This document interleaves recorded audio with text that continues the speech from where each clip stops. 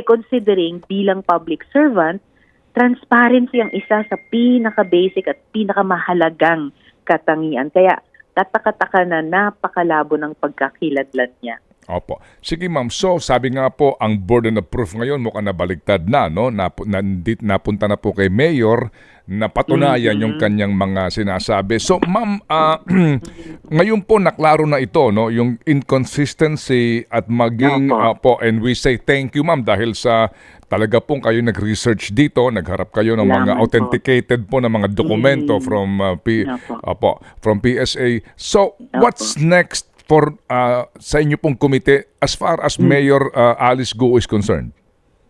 Well, ang next po talaga ay yung executive session. Kasi meron po tayong mga government agencies, pati intelligence agencies, na nais sabihin ang higit na marami sa aming komite. Pero hindi pa nila masabi in open hearing. Dahil ito ay nagsimula sa issue ng POGO. Ang dami ng kumabit na masasamang issue nitong nakaraang ilang mga taon. At pagdating dito sa POGO Hub sa Banban, andyan pa rin yung markers ng human trafficking, yung crypto scamming, yung sa mga dating POGO Hub na may aspetong money laundering, pati dito lumitaw.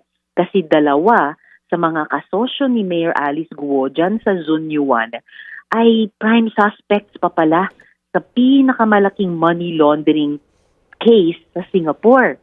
Kahit yung solong inaamin niyang kilala niya at kaugnay niya yung si Huang Ziyang na nakatakas nitong pangalawang raid ng PAOK sa Bamban, POGO Hub, nako, napag-alaman namin na wanted din pala, fugitive o pugante din.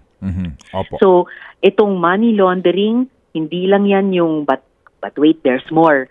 May anggulo pa palang iniimbestiga yung ating mga government agencies ng espionage dahil sa mga anggulong surveillance at saka hacking na di umano, yung ilan dyan ay posibleng nagmumula sa Bamban. So ito yung mga aspetong POGO plus krimen plus paglabag sa karapatan ng mga kababaihan at menor de edad na Pilipino plus yung aspetong national security.